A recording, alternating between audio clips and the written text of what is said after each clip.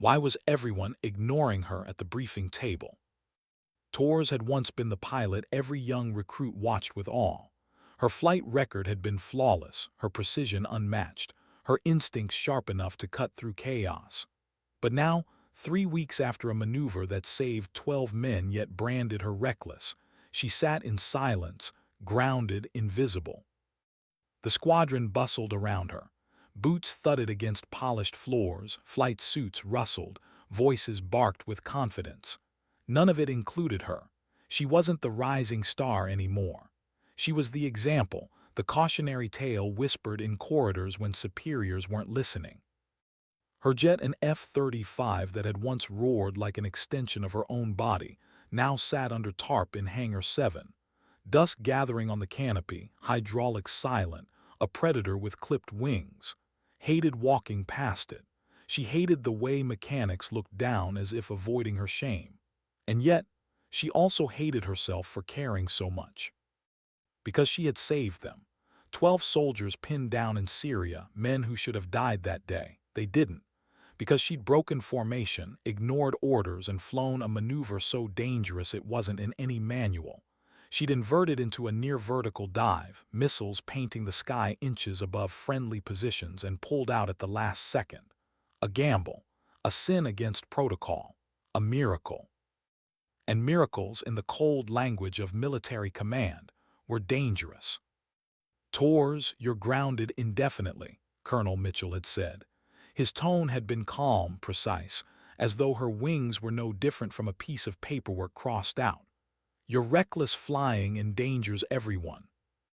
Those words replayed now every day in the hum of turbines and the laughter of her peers. Reckless, dangerous, a liability. She stood on the observation deck as another flight group prepared for takeoff. The sound of engines filled her chest with an ache she couldn't suppress. Every roar reminded her of belonging. Every roar reminded her she was trapped outside. "Still brooding, Torres?" The voice broke through the ache, turned. Lieutenant Commander Sarah Hayes stood there, 2 cups of coffee in her hands, her smile small but genuine. Sarah was one of the few who still treated her like more than a ghost. Smirked faintly, accepting the cup, just enjoying the view. Sarah raised a brow. "The view of your F-35 collecting dust." Sipped, the bitter taste grounding her. "The view of pilots who follow orders getting ready to fly missions I should be leading." They stood shoulder to shoulder, watching the ritual below, helmets clipped, weapons loaded, mechanics swarming around the planes like bees. For it was torture and nostalgia all at once. "You know," Sarah said quietly, "some of us think what you did was exactly what needed to be done." His eyes didn't leave the tarmac. "Tell that to the review board." "I did," Sarah muttered. "Didn't seem to matter much." Said nothing. She didn't trust her voice. She just watched as the planes lifted off, sunlight flashing across their wings, and felt her chest tighten as though she were suffocating on the ground. The memory of Syria returned in flashes. The desperation of Alpha Squad pinned down in rocky terrain, artillery too far away, radio calls frantic with fear. Had seen it unfolding in her HUD. She had known in her bones that 20 minutes meant 12 bodies. She had looked at the terrain, the wind, the angles, and she had acted. No time for permission. No time for protocol. Just instinct and skill. 12 lives had been spared, and her career had been shattered. Sometimes at night she asked herself the question Colonel Mitchell had asked. Was it necessary or was it pride? She didn't know the answer. Maybe she never would. She was about to turn away from the deck when footsteps broke the moment. A staff sergeant appeared, his expression sharp with urgency. "Captain Torres, report to Colonel Mitchell's office immediately." Frowned. "Sergeant, I'm grounded. I'm not on flight status." "Colonel's orders, ma'am. He specifically requested your presence." Her heart skipped. Emergency summons were never routine. She looked at Sarah, whose brows knit with curiosity. Sarah shrugged and followed, coffee still in hand. They entered the briefing room and instantly felt the shift. Every pilot was there. Intelligence officers, mission planners, communications staff. The air itself buzzed with tension. At the front stood Colonel Mitchell, his composure rattled. For the first time, saw something in his eyes she hadn't seen before. Fear. "Ladies and," Mitchell began, his voice firm but tight, "we have a situation." The screen behind him lit with a map, Kandahar province, a red circle pulsing like a wound. At 3:47 hours this morning, a diplomatic convoy was ambushed. 2 high-value personnel were captured. They are now being held in a fortified compound. A collective murmur spread across the room, felt the air shift further. The individuals are General, Chairman of the Joint Chiefs of Staff, and General Michael Richardson, NATO's Supreme Allied Commander. The silence afterward was heavy, felt her stomach knot. 2 four-star generals captured. It was unthinkable. It was catastrophic. It was also a death sentence unless something changed quickly. Mitchell continued. Initial rescue attempts have failed. We've lost 2 helicopters and 1 F-16 to surface-to-air fire. The enemy has established a defensive perimeter with advanced anti-aircraft systems. They know what they're holding. They've prepared for us. A pilot raised his hand. Operational parameters, sir. Extraction or elimination. Mitchell's jaw tightened. Extraction, they're alive. But intelligence indicates they'll be moved to a more secure location within 6 hours. We have one window, one chance. The tactical map zoomed in, showing ridges, valleys, overlapping arcs of enemy fire. Studied it instinctively. The setup was airtight. The enemy had positioned defenses exactly to counter conventional tactics. She could already see why they had failed, and she could already see something else. "Sir," said before she could stop herself, her voice cut through the silence, "what about non-conventional vectors?" All eyes snapped toward her. The grounded pilot, the reckless one, the whisper of the squadron. Mitchell's gaze narrowed. "Elaborate, Captain." Stood heart-pounding but voice steady. "The defenses are built to counter standard approaches. But if an aircraft used the terrain, mountain valleys, masking until the last possible second, it could bypass their fields of fire. It would require precision, but it could neutralize key defenses before they responded." Major Stevens, the squadron's senior pilot, snorted. "You're talking about threading canyons at near supersonic speeds. One mistake and you're scattered across rock." Met his stare. "The margin for error is already 0. 2 generals are going to die if we don't try something different." The room fell silent. Mitchell studied her, expression unreadable. She felt the weight of every pilot's doubt pressing on her. She was the reckless one, the grounded one. And yet, she was the only one who could see the possibility. Mitchell finally spoke.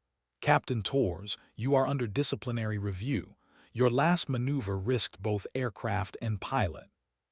"Yes, sir. And if this fails, it won't just be your career. It will be the lives of 2 of our highest leaders." His throat was dry, but her words came out steady. "Sir, if this mission fails because we stayed conventional, those lives are gone anyway. At least this way they have a chance." Mitchell stared at her for a long beat. Then he said, "Torres, step outside." The door closed behind them, muffling the chatter inside. Mitchell turned to her, eyes sharp. "Be honest with me. That maneuver in Syria, was it necessary or were you showboating?" The question hit like a blade, swallowed hard. "Sir, in that moment it was the only way. I would make the same choice again." Mitchell studied her, the silence heavy. "And this mission, can you execute it without getting yourself killed?" She drew a slow breath. "I can't guarantee survival, but I can guarantee this. If someone doesn't try, those generals are dead, and I believe I'm the pilot who can." Mitchell's jaw flexed. The decision was a gamble, one that could end both their careers, but he nodded slowly. Inside the briefing room again, his voice cut through the tension. "Change of plans. Captain Torres will lead a single aircraft strike to neutralize defenses and clear the way for extraction." Gasps, murmurs, disbelief. felt eyes burning into her, skepticism, fear, doubt.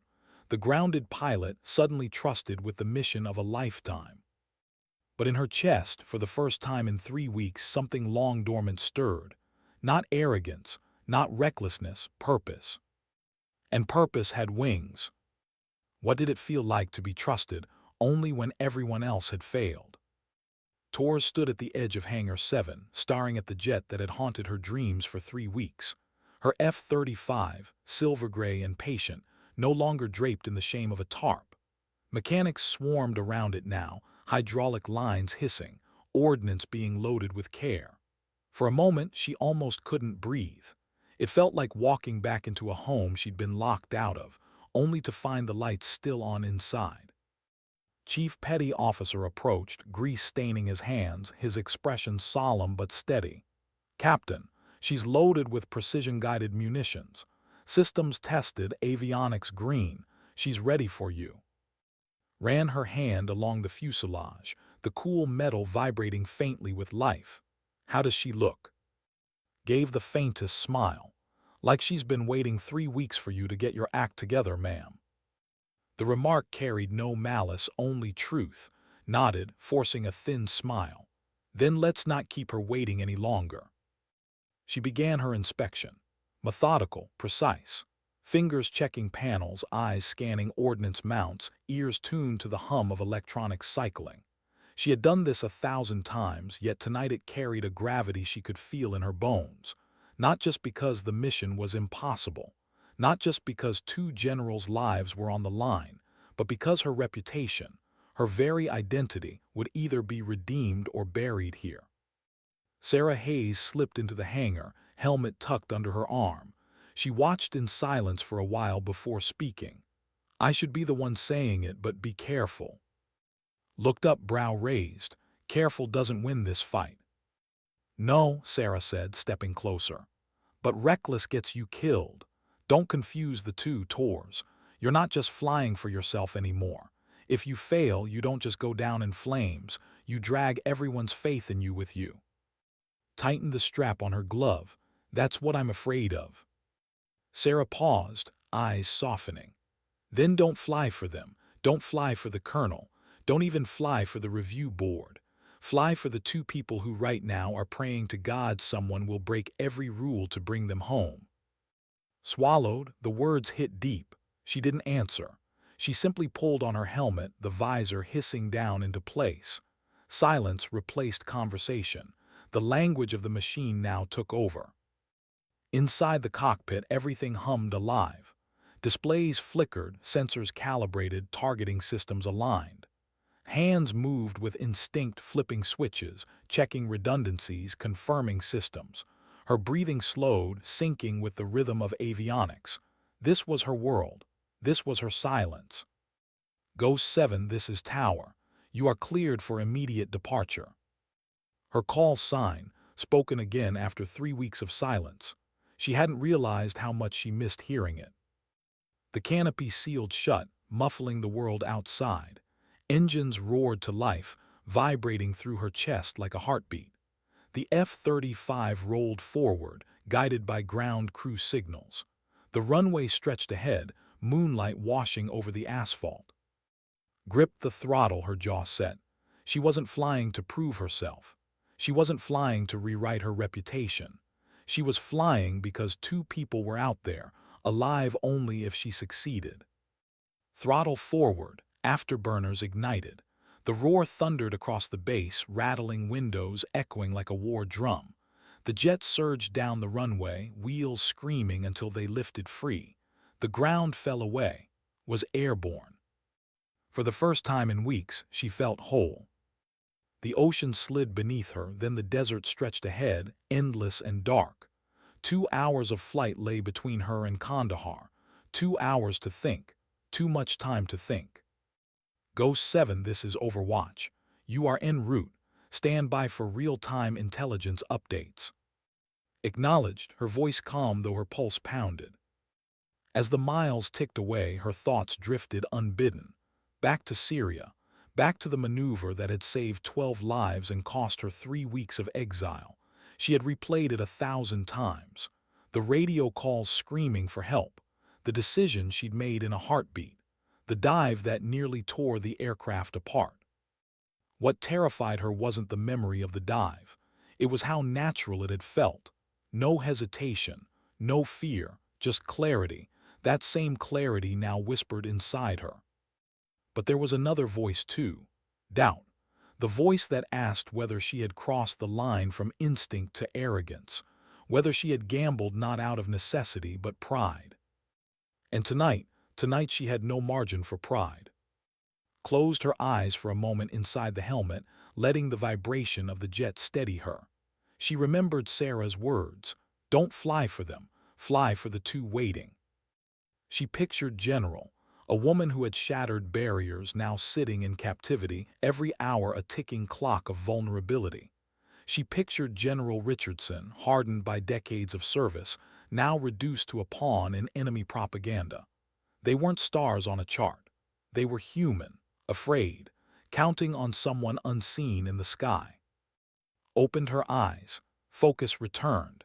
She adjusted course, the desert ridges below jagged under the moon. Ghost 7, this is Overwatch. Enemy defensive posture has increased. Additional surface-to-air sites detected. Your window is tightening. Grip on the controls firmed. Copy Overwatch beginning descent. She dropped altitude, hugging terrain at 500 feet, radar signature masked by the contours of the mountains. Every second at this altitude carried risk. Every second meant one twitch could slam her into rock. The valleys yawned ahead, dark, narrow, treacherous. She threaded through them, her HUD painting topography in cold green lines. Sweat gathered at her temple beneath the helmet. The canyon walls closed in. Ghost 7, telemetry shows you're off standard flight paths. Confirm. Exhaled slowly. Confirm, Overwatch, standard doesn't work tonight. The silence on the channel was heavy, disapproving, but no one argued. They couldn't. Every mile deeper into the canyons was a step into the unknown. She trusted the machine beneath her, trusted the calculations flashing across her display, but most of all, she trusted her instincts, the same instincts that had once branded her reckless. Flew lower. The jet screamed between cliffs, engines echoing against rock. Her margin was inches. Her margin was nothing. Yet every movement was deliberate, precise, almost surgical. She thought again of Colonel Mitchell's words. Was it necessary, or were you showboating? Tonight would be the answer. Her radar lit with enemy signatures ahead. Surface-to-air batteries. Lethal. Waiting. But from this angle, from this canyon, she would appear where they least expected. She would arrive not as a dot on their radar, but as a shadow too late to stop. His heart pounded, but her voice remained steady. Overwatch, Ghost 7, beginning attack run. The canyon opened suddenly, revealing the valley. Below, the compound bristled with defenses, missile sites, artillery, figures scrambling in the dark. For a moment, the sight seemed impossible. A fortress built against the sky. Leveled the jet, targeting systems painting threats one by one. Her thumb hovered over the release. This was it, 3 weeks of silence, 3 weeks of doubt. Every breath, every memory, every sleepless night, all of it converged here. Her thumb pressed. The sky lit with fire. What did it take to fly into death and call it discipline? Torres gritted her teeth as the canyon spat her out into open valley air. In that split second, the compound below came alive. Figures scrambled across rooftops, anti-air batteries swiveled, alarms wailed into the night. The enemy hadn't expected an approach from the east. Not through that slit of rock no pilot in their right mind would dare. But wasn't flying in her right mind. She was flying in the space between instinct and survival, where hesitation meant funerals and courage meant fire. Her HUD lit with threat indicators, red icons blinking faster, overlapping fields of fire converging. She had seconds. That was all. Overwatch, Ghost 7, engaging. Her thumb pressed the release, precision-guided munitions streaking down like spears of light. The explosions tore across the compound perimeter. Anti-air sights blossomed into fireballs, one after another, their operators never even seeing her on radar before their world ended. The valley roared with echoes. Dust plumed into the air, flames reflected off canyon walls. Pulled hard left, feeling G-forces crush her chest, her vision narrowing to a gray tunnel. She fought for breath. Black edges nipped at her sight, but her hands remained steady, guiding the jet like a predator carving through prey. One missile sight still blinked red on her HUD, North Ridge, hidden beneath camouflaged netting. Eyes narrowed. The launch signature was seconds away. Her instincts screamed at her to brake, to climb, to live. But instinct wasn't enough. She whispered inside her helmet, steady and defiant, "Not today." Throttle forward. She dove lower, skimming treetops, the earth rushing past at a speed no one sane would attempt. Her targeting system locked. She loosed another missile. The ridge erupted in flame just as the enemy battery fired. The hostile missile veered wildly, exploding harmlessly into rock. Exhaled, the sound shaky, but she couldn't savor it. More threats blinked alive. Trucks of reinforcements screeched into the compound below. She circled high, her F-35 cutting a wide arc, then dropped again like a hawk. Every strike she made had to be surgical. Every shot too wide could kill the very people she was here to save. Overwatch Ghost 7, northern perimeter neutralized, engaging secondary positions. The radio crackled. Copy Ghost 7, extraction team standing by. General's location confirmed, central building, east side. His eyes locked on the structure, small, reinforced, shadowed by taller walls. Hostile signatures clustered thick around it. Her hands trembled for the briefest second. She imagined them inside, two four-star generals reduced to prisoners. The highest commanders of Allied forces, waiting in silence, hopping for a miracle that might never come. She banked hard, lining up her next run. Tracers lit the air, enemy fire searching blindly for the shadow tearing their fortress apart. Tilted the jet, bullets slicing past so close she could feel the shudder of turbulence. Her voice was calm, even when her heart thundered. Ghost 7, commencing close support for extraction. She dove again, targeting the outer defenses around the general's building. One by one, threats disappeared. Gun nests silenced. Armored vehicles shattered. Each strike a thread woven into survival. But her margin narrowed. For every position she destroyed, more moved to replace it. The compound seethed like an anthill struck with fire. His breathing quickened. Sweat stung her eyes. She fought the urge to blink. She couldn't blink. Not here, not now. As she pulled out of another dive, her mind betrayed her, flashing back to Syria. The same pressure, the same choice, the same question that never stopped haunting her. Was it instinct or arrogance? She could still hear Colonel Mitchell's voice. "Were you showboating?" Her lips parted inside the helmet, breath shaking. I was. She wasn't sure if she believed herself. The valley answered with fire. An RPG streaked past, narrowly missing her wing. Alarms blared inside the cockpit, shrill and urgent, banked sharply, pulling the jet into a maneuver that pushed her beyond safe tolerance. G-forces pressed her deep into the seat, her body screaming, but the missile missed. Another followed. She countered with flares, the sky igniting with streaks of burning magnesium. The missile veered, exploding harmlessly in the air. Ghost 7, you're taking heavy fire. Overwatch's voice cracked through the comms. Pull back, pull back. His jaw clenched. Her eyes flicked to the central building again. Reinforcements converged, flooding the courtyard.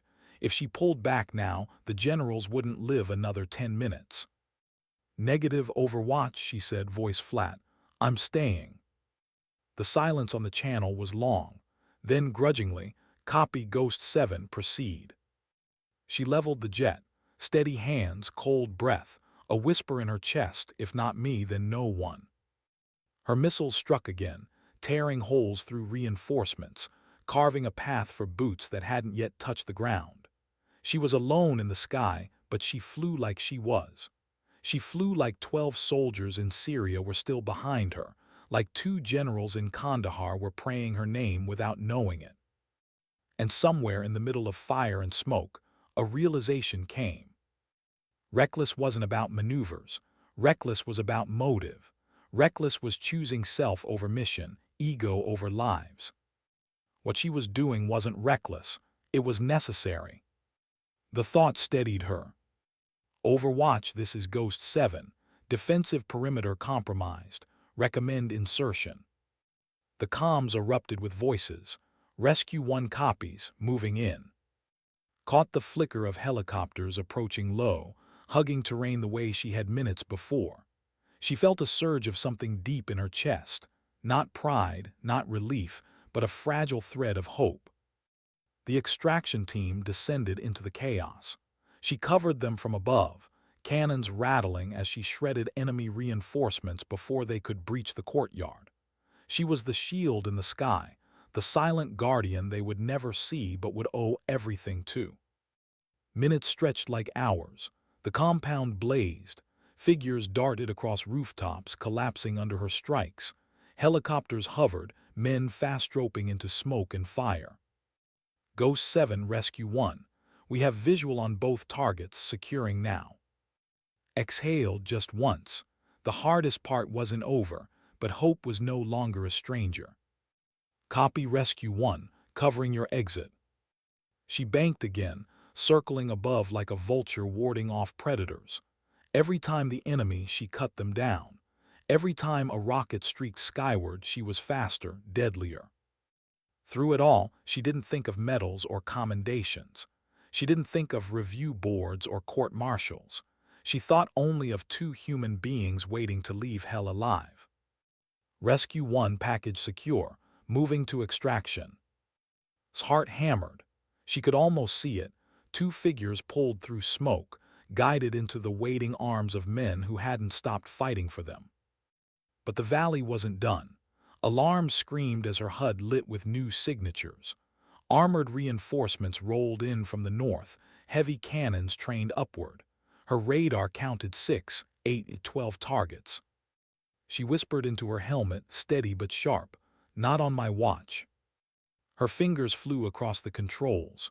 She dove, locked, released. Missiles streaked downward, tearing metal apart. The convoy erupted, fireballs painting the desert night. Still, some vehicles pushed forward. Her cannon spat rounds, shredding steel, sending debris flying into courtyards. The air vibrated with violence, yet her movements were deliberate, exact. Rescue 1, Ghost 7. Perimeter clear, get them out. The comms crackled. Copy Ghost 7, extraction complete, we're airborne. Saw them? 2 helicopters lifting through smoke, shadows of figures inside, fragile, small against the enormity of war. Her throat tightened. Against every doubt, against every whisper that she was reckless, she had done it. But she wasn't done yet. Not until those birds cleared the valley, not until the generals were safe. Climbed higher, circling, every sensor alive, every nerve burning. She would not leave first. She would not abandon her sky until the last shadow disappeared over the. Only then, only when the valley fell silent behind her, did she let herself breathe. Overwatch, this is Ghost 7, packages secure, extraction successful. The reply was almost reverent. Copy Ghost 7, Godspeed. Turned the jet west, engines roaring, the horizon ahead bathed in the faint glow of dawn. She was alive. They were alive. And the question of reckless or necessary would never be answered in words, only in silence. What does silence feel like after the storm? Torres guided her F-35 through thinning clouds, the horizon painted faintly with dawn. The valley behind her still glowed with fire, but ahead the desert stretched empty, vast, and uncaring. Her breathing slowed, though her hands hadn't unclenched from the controls. Even in victory, the body didn't forget how close death had come. Her ears still rang from the roar of cannon fire. Her muscles trembled under the phantom weight of G-forces. She should have felt triumph. She should have felt vindication. But what she felt most was exhaustion, the kind that lived deeper than bone, the kind that burrowed straight into the soul. The comms crackled. Ghost 7, this is Overwatch, confirmed status. Swallowed, her throat was raw, her voice rasped. Ghost 7 copies. Mission complete. Both packages secure. No friendly casualties. Static filled the brief pause before the reply. Roger that. Godspeed, Ghost 7. Return to base. She let the words hang there, echoing in her helmet. Return to base. For weeks, she had been grounded, stripped of purpose. Now she was returning not as a ghost, not as a cautionary tale, but as the one who had pulled the impossible out of smoke and flame. But would that matter? Would command see courage or recklessness dressed in luck? Adjusted altitude, climbing above the jagged ridges. The sky stretched wide, endless, a canvas that once brought her peace. Tonight it felt heavy, pressing down with questions she wasn't ready to answer. She thought of the generals, Richardson, leaders who had carried the weight of nations on their shoulders. Now they were just human beings who had been afraid, waiting in silence while their world narrowed to captivity. They would go home. They would embrace families who had nearly lost them. And yet knew something bitter. Their rescue would be written into reports as coordination, as teamwork, as a mission of combined assets. Her name might never appear. What she had risked, what she had felt, it would dissolve into classified files, buried under language stripped of blood and doubt.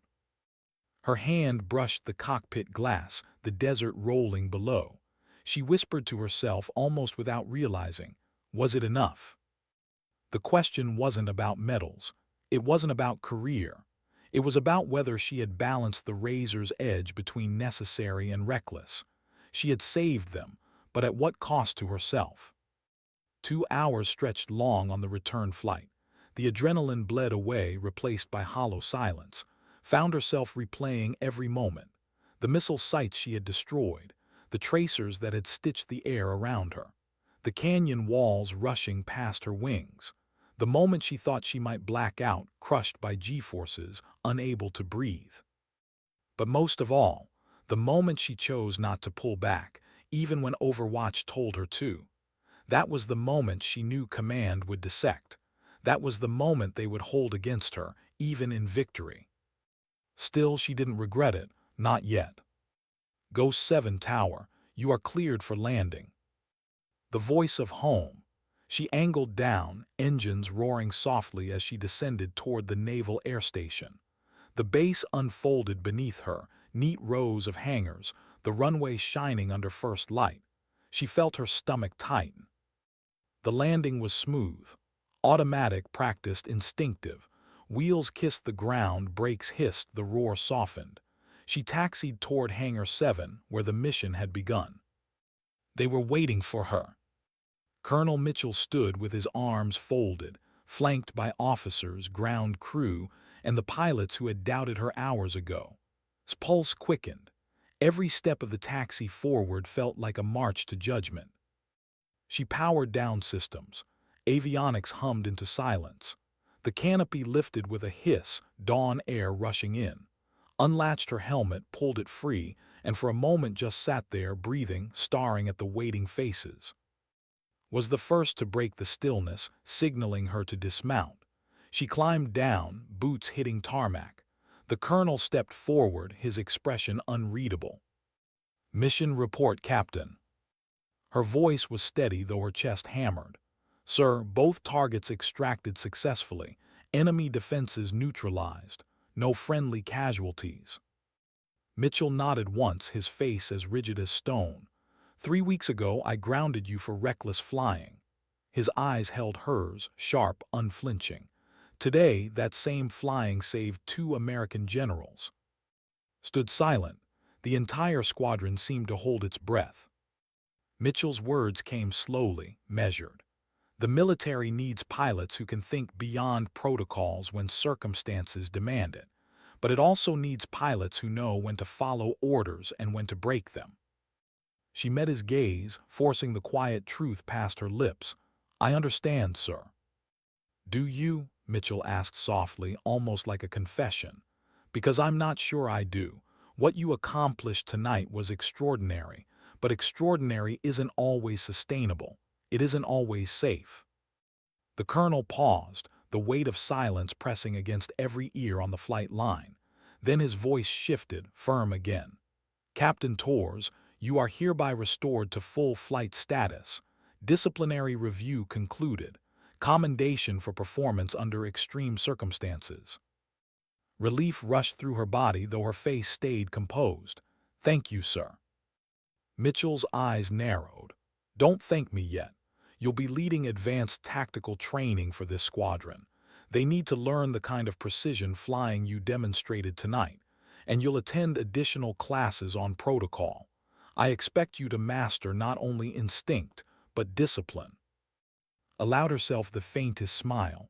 Understood, sir. I'll work on my paperwork skills. A ripple of laughter broke the tension. Mitchell's mouth twitched, almost a smile, before he dismissed her. Walked past the gathering, past the murmurs of pilots who still didn't know what to make of her. She didn't need them to. Not tonight. She reached the edge of the hangar where Sarah Hayes waited, leaning against the wall, helmet tucked under her arm. You're alive, Sarah said, her tone dry but her eyes glimmering with something unspoken. Exhaled heavy, barely. Sarah stepped closer. You didn't just fly tonight, you carried all of us. Don't forget that. Looked at her, tired but steady. I didn't do it for all of you. Sarah tilted her head. No, you did it for them, and that's exactly why it worked. For a long moment let the words hang in the air. Then she nodded, not in pride, not in triumph, but in recognition that sometimes survival itself was victory enough. Hours later the base quieted. The generals were gone, flown to safety. Reports began to circulate, fragments of truth already polished into language stripped of emotion. His name wasn't there. It didn't need to be. She sat alone on the observation deck again, looking at the same runway where days ago she had stood in exile. Now the view was different, not because the runway had changed, not because the jets were any different, but because she was. Her jet rested in the hangar, stripped, reloaded, ready for whatever came next. It wasn't dust-covered anymore. It wasn't forgotten. Neither was she. Sipped coffee gone cold, her hands still trembling faintly. Her eyes wandered to the horizon, where night and dawn blurred. She thought about the strange arc of military life. One day, a cautionary tale. The next, the one who had saved what should have been. Maybe neither label was true. Maybe the truth was somewhere between. Discipline and instinct, protocol and courage, recklessness and necessity. The balance shifted with every mission, every decision, every life on the line. Closed her eyes for a moment, whispering words no one else would hear. Sometimes you don't choose the sky. Sometimes the sky chooses you. The wind tugged at her flight suit. The silence pressed in. And for the first time in weeks, she let herself believe, not in redemption, not in glory, but in the simple dignity of acting when no one else would. What does it mean to lead when no one trusts you? Torres stood in front of the briefing room screen, the glow of tactical maps painting her features in cold light. Rows of pilots sat watching, arms folded, eyes skeptical. These were her peers, her squadron. Some had flown with her for years. Others had only heard whispers, the grounded captain who gambled with lives, the maverick who disobeyed orders, the one who got two generals home when no one else could. Now she was their instructor. Colonel Mitchell had made it official. Advanced tactical training, precision flying under extreme circumstances. Teach them what you did. Teach them how to think beyond the manual. The order sounded simple, but how do you teach instinct? How do you teach the split-second decision to risk everything? Gripped the edge of the podium, her voice steady despite the weight of doubt pressing in. You've all read the manuals. You've memorized the flight patterns. You know the safe parameters. That's not what we're here for. Tonight, we're talking about what happens when safe doesn't work. A murmur rippled through the room. Major Stevens, arms crossed, leaned back with an expression that barely concealed his disdain. He hadn't forgiven the fact that she, the grounded one, had succeeded where others failed. Clicked the display, pulling up terrain schematics of canyons and valleys. Sometimes, the difference between life and death is whether you see the terrain as an obstacle or as an opportunity. She described the Kandahar run, not the classified details but the principles, the way she'd used the canyon to mask her approach, the way she'd threaded through at near impossible speeds. She emphasized the math, the calculations, the need for discipline under pressure. Flying outside the manual isn't about ego, she said, her eyes sweeping the room. It's about survival, but make no mistake, if you cross that line for the wrong reason, people die. That's the weight we carry. That's the cost of command. The room was silent. Some leaned forward, thoughtful. Others remained rigid, skeptical. Afterward, Sarah Hayes caught up with her in the corridor. "You sounded like a preacher," Sarah teased, though her eyes were warm. Let out a low breath. "I don't know if they heard me." "They heard you," Sarah replied. "Whether they believe you, that takes time." Nodded, she knew Sarah was right. Trust wasn't rebuilt in a briefing. It was earned in the air, in the silence between choices. The days that followed blurred into drills, led exercises through training canyons, forcing her pilots into maneuvers that made them sweat inside their helmets. Some cursed her under comms. Some failed, pulling out too high, too cautious. But slowly they began to see what she was showing them, that discipline and daring weren't enemies. They were threads of the same rope, braided together when lives depended on it. One evening, after a particularly grueling drill, Major Stevens confronted her.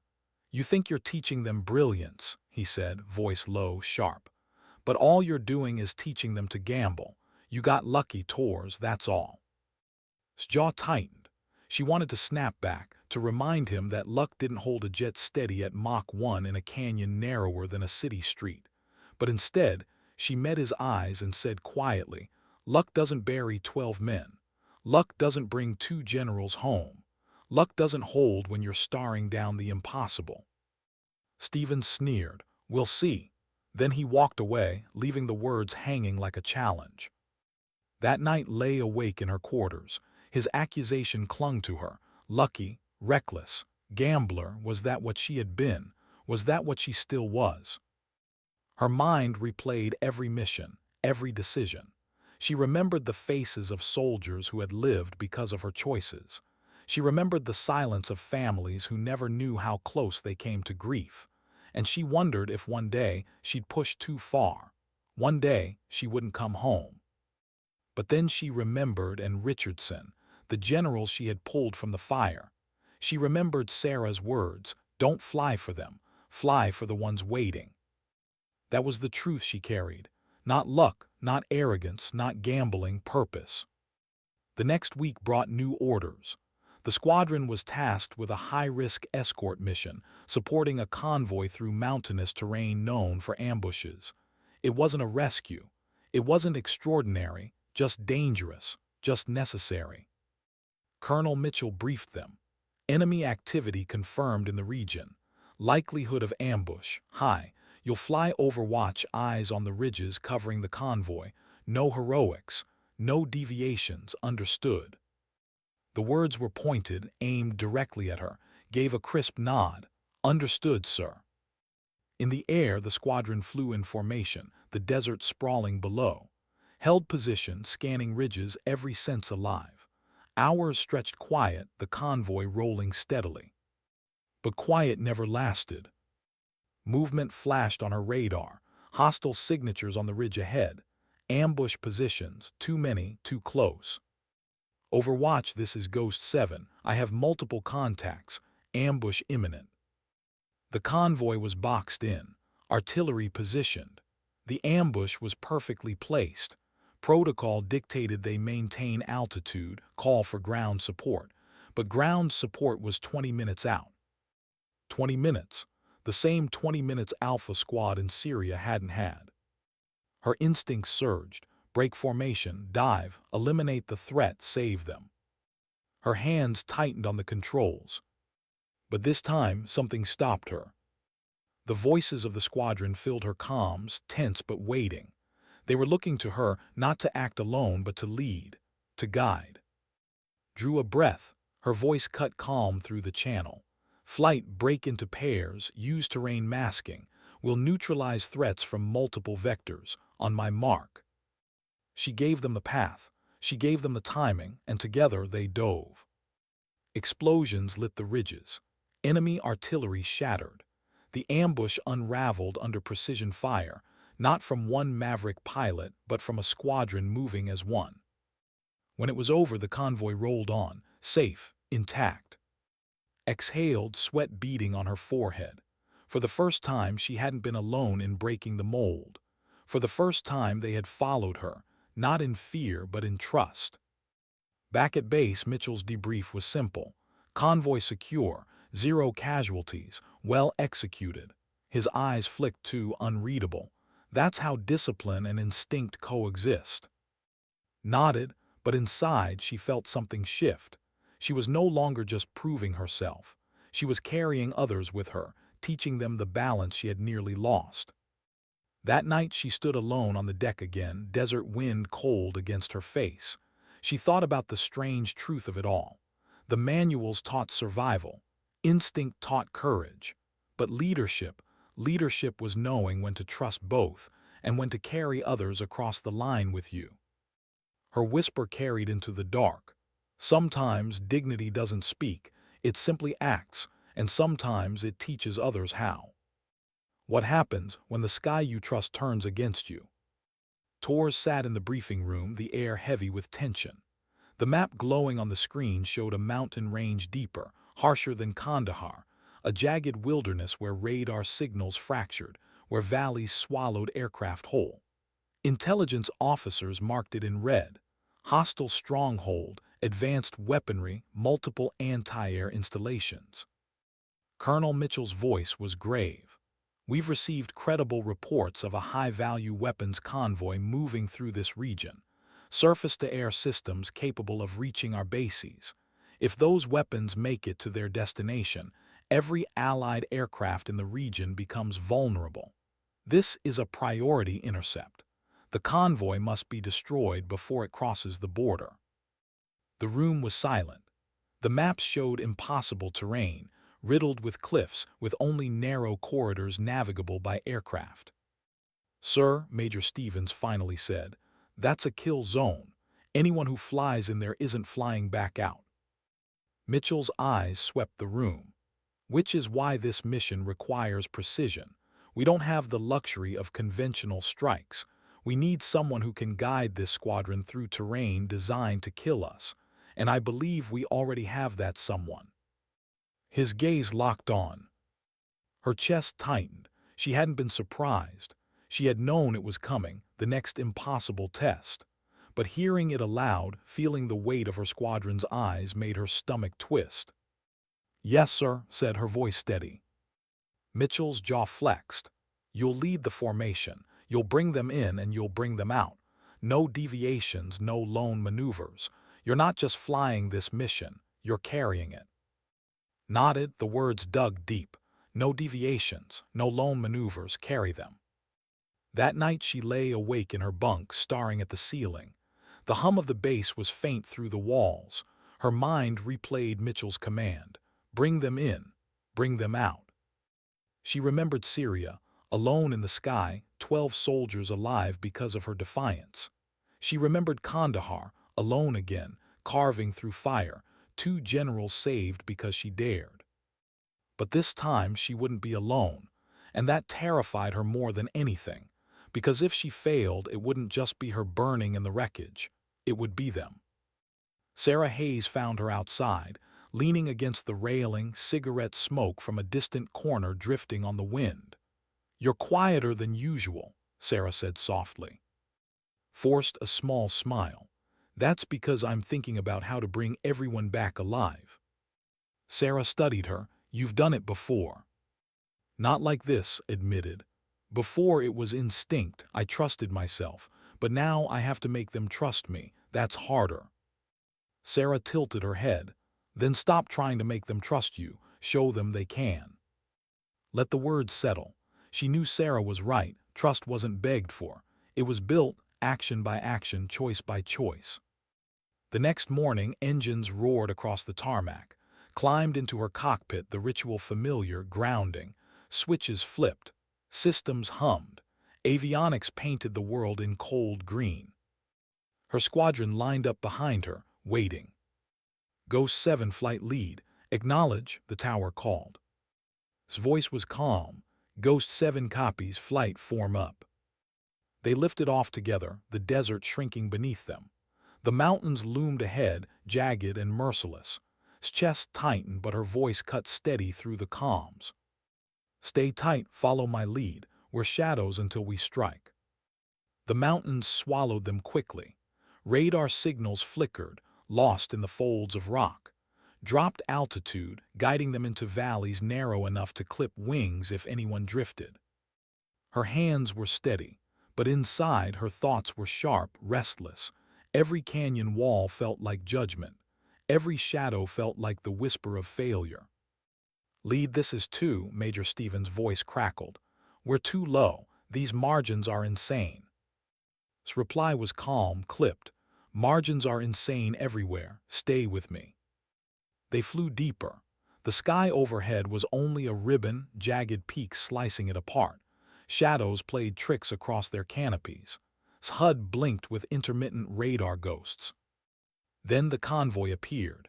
Trucks weaving through the mountain road, armored escorts bristling with weapons. Targets confirmed, called. Prepare for strike on my mark. But before she could give it, the valley lit with fire.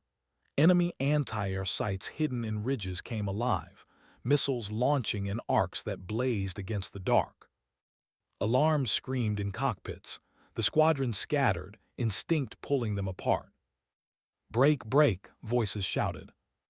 His pulse spiked. This was the moment, the razor edge.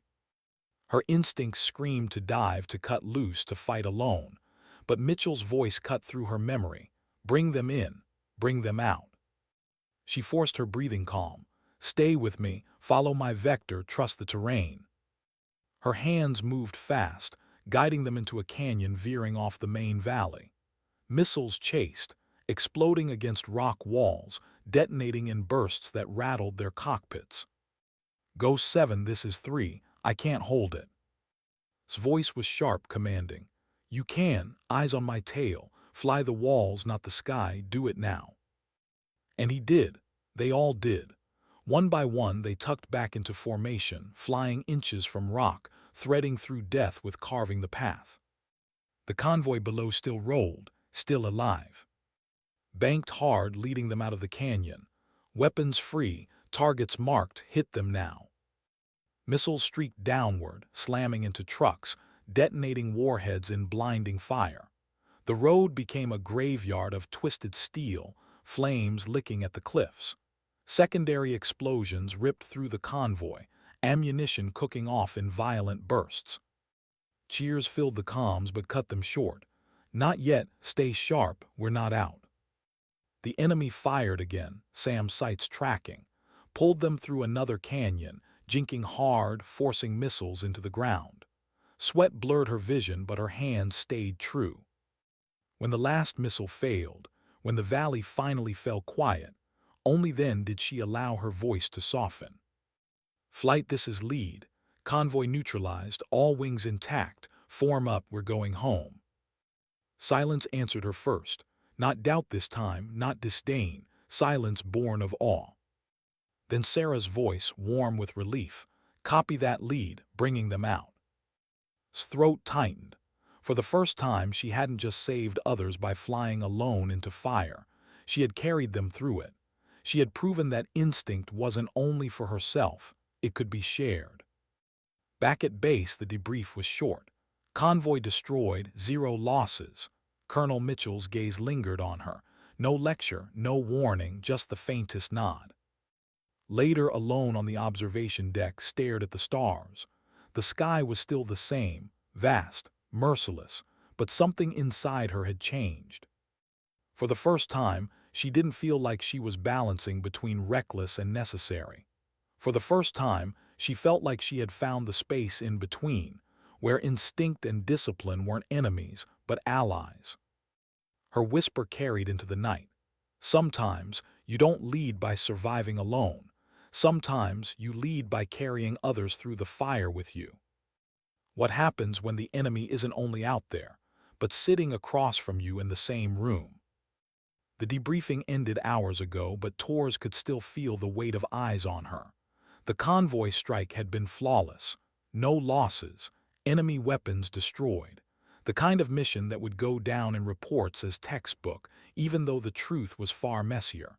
She had flown on instinct, but this time she hadn't done it alone. She had led. And yet the air in the squadron was not lighter, it was heavier.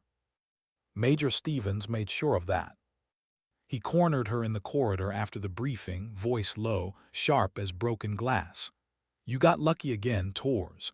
Don't mistake it for skill." Kept her tone calm, measured. That wasn't luck. That was discipline meeting instinct, exactly what Mitchell wanted. Stevens sneered, stepping closer. "What Mitchell wanted was a miracle, and you've convinced him you're the one to deliver it. But miracles run out, and when they do, you'll drag us all down with you." Stared at him, her jaw tight. "If you think I'm dragging you down, then maybe you don't belong in my formation." The words landed harder than she expected. His eyes narrowed, but he didn't reply. He just walked away, leaving tension that hung long after he was gone. Hated that he got under her skin. She hated that even after Kandahar, even after the convoy, doubt still clung to her like smoke. She had proven herself. Twice. But Stevens' voice echoed the one already inside her. "You're reckless. You gamble. You're one mistake away from disaster." That night found Sarah on the observation deck, the two of them leaning against the railing in silence. The runway stretched below, lights glowing faint in the dark. "Stevens cornered you, didn't he?" Sarah asked quietly. Smirked without humor. "Is it that obvious?" "He's threatened," Sarah said simply. "And people who feel threatened lash out. Don't let him crawl inside your head." Exhaled slow. "What if he's right? What if I've just been lucky?" Sarah turned to her, eyes steady. "You weren't lucky in Syria. You weren't lucky in Kandahar, and you weren't lucky yesterday. You were right. That's different. Luck is a coin toss. You calculated risk, and you owned it." Didn't answer. She wasn't sure she believed it yet. The next mission came sooner than expected. A downed drone in hostile territory. Sensitive intelligence on board. If enemy forces recovered it, the entire region's operations would be compromised. The task, recover or destroy. Mitchell's briefing was blunt. "The drone went down in mountainous terrain. We can't risk helicopters. You'll fly cover for a ground team moving in to secure or destroy the wreckage. Expect heavy resistance. The enemy knows what they're after." Felt her chest tighten again. Mountains, terrain masking. The same knife-edge flying she had become known for. The kind that defined her and haunted her. She led the formation into the night, engines roaring against a moonless sky. Below, ridges rose like jagged teeth, valleys swallowing radar. The ground team moved in silence, their convoy inching toward the crash site. Ghost 7 Overwatch. Ground team at 2 clicks from target. No hostiles yet, but expect contact. Acknowledged, her voice calm. But her eyes scanned constantly, her instincts buzzing. Something felt wrong, too quiet. Her HUD lit suddenly. Hostile signatures. Dozens. Enemy forces converging from multiple ridges, closing in fast. Overwatch Ghost 7. Hostiles converging, engaging. She rolled hard, dropping altitude, missiles streaking from her wings. Explosions lit the ridges, scattering enemy formations. But more came. Trucks, mortars, rocket fire cutting the night. Ground team taking fire. Voices crackled over comms. Chest seized. The convoy was pinned just like Alpha Squad had been in Syria, history repeating, and she was the only shield they had. Her instincts surged, dive lower, get closer, cut the enemy apart. But this time her squadron was with her. and her hesitation returned. What if she pushed too far? What if she lost one of them? "Lead, this is two," Stephen's voice barked. "We need orders." Froze for half a second. The very thing she had feared, leading not only herself but others through the storm, was here. Her breath steadied, her voice sharpened. "Break into pairs, suppress ridge fire, I'll cover the convoy." She dove, her jet screaming through tracer fire, cannons tearing into enemy trucks. The ridges exploded with light, chaos unfolding beneath her. The ground team surged forward, seizing the moment. Stephen's voice cut through again. "Lead Sam, lock on me, I can't shake it." HUD lit red. A missile locked on his position, seconds from launch. Her instincts screamed to dive, to intercept, to do what she had always done, take the risk herself. But the squadron needed her alive. The convoy needed her overhead. She couldn't split focus. Unless... Her voice cracked through the comms. "4, drop flares on 2-6. 3, cover the valley mouth. I'll take ridge right, do it now." The formation moved, perfectly. Flares streaked, the missile veered, exploding harmlessly. Stevens pulled up, alive. His chest loosened, but her focus didn't falter. She leveled another ridge, clearing the way. Minutes stretched like hours, the battle raged, and then silence. The last enemy positions crumbled. The ground team reached the wreckage.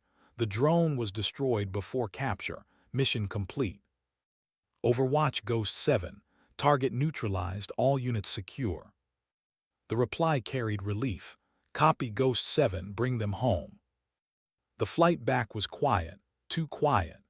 Hands trembled faintly on the controls, though her voice never broke. She thought about Stevens. For once she had saved him, not by flying alone into fire but by commanding the formation to protect him. Back on the tarmac, the squadron gathered. Stevens avoided her eyes, not with contempt this time, with something else, something closer to respect. Sarah caught her after debrief. "You froze for a second out there," she said softly. Nodded, "Yeah. But then you didn't." Exhaled, a shaky laugh escaping her. Maybe that's leadership, freezing, then finding the courage to move anyway. Sarah smiled faintly. Maybe that's just being human. That night stood alone again on the deck. The silence wasn't heavy this time. It was fragile, alive. She realized something. Her greatest fear had never been dying in the sky. It had been failing the ones who followed her there.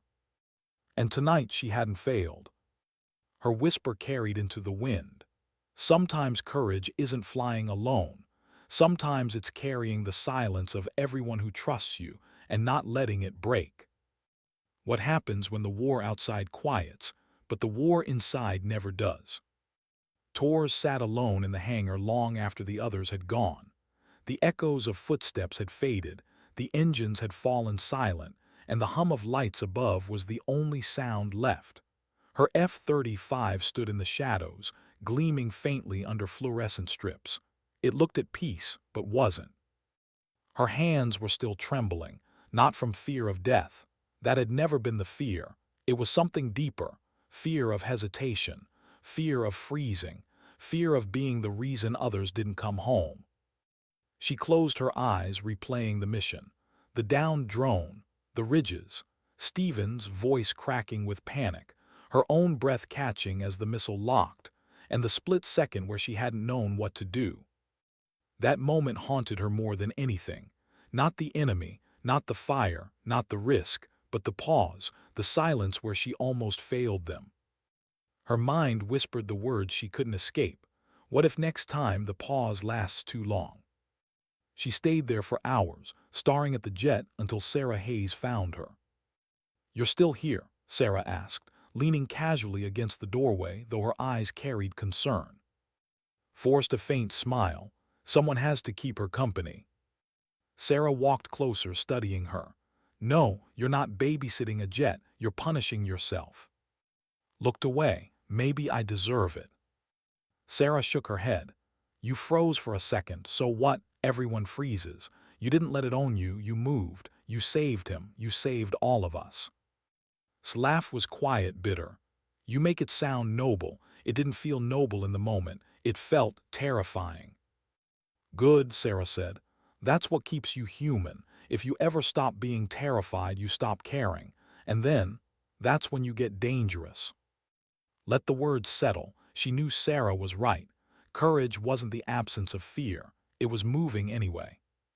But part of her still wrestled with it, still wondered whether she had been the right one to lead them. Days passed. Missions came and went, flew them with precision, with calm. But the whisper of doubt never left.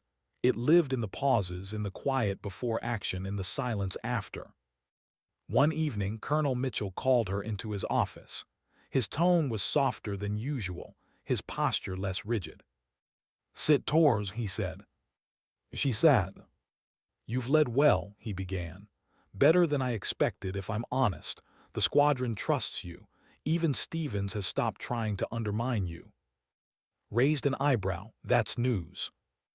Mitchell allowed the faintest smirk. "Don't expect him to say it aloud, but I see it. And more importantly, I see you. You've grown. You're not the same pilot who dove headlong into Syria 3 weeks ago."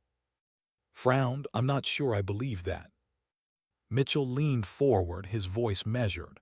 "That's because you're still carrying the weight of every choice. That's not weakness. That's leadership." Looked at him, the words striking deeper than she expected.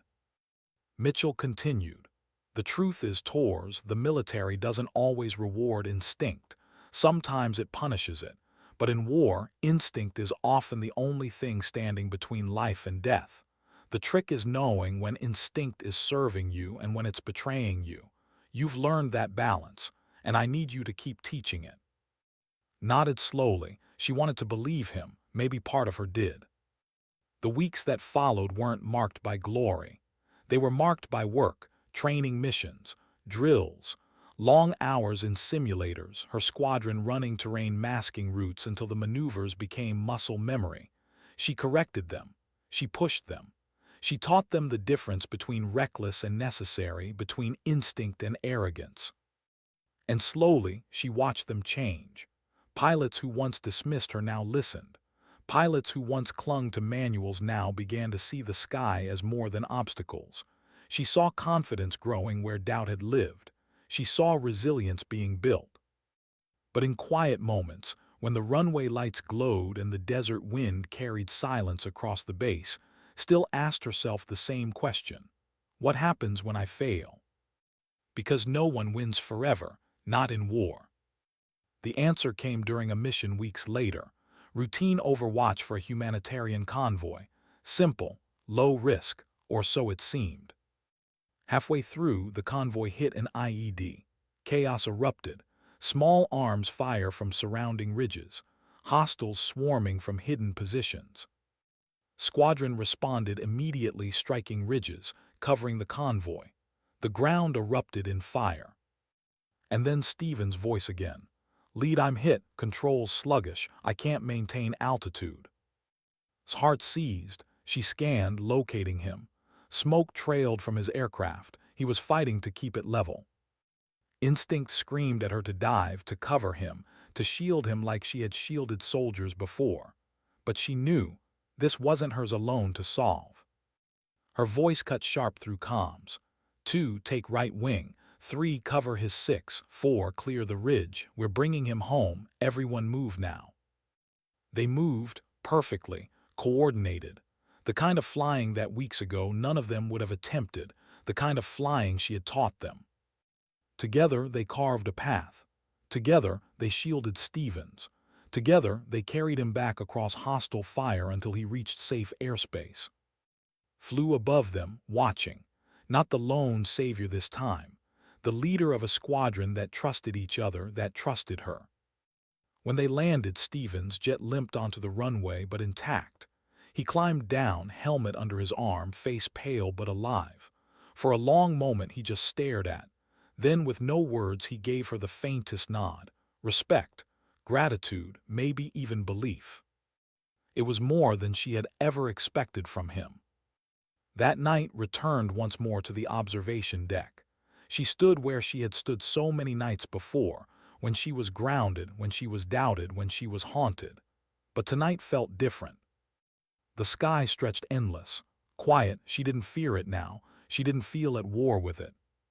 She thought about everything. The soldiers in Syria, the generals in Kandahar, the convoy in the mountains, Stevens barely making it home. She thought about every moment she had been called reckless, every doubt, every whisper. And she realized something. She was never reckless, she was never arrogant, she was human, human enough to fear, human enough to fail, human enough to act anyway. Her whisper carried into the desert wind, soft but certain. Sometimes dignity doesn't speak, it simply acts. And in that silence, in that truth, Torres finally felt at peace with the sky.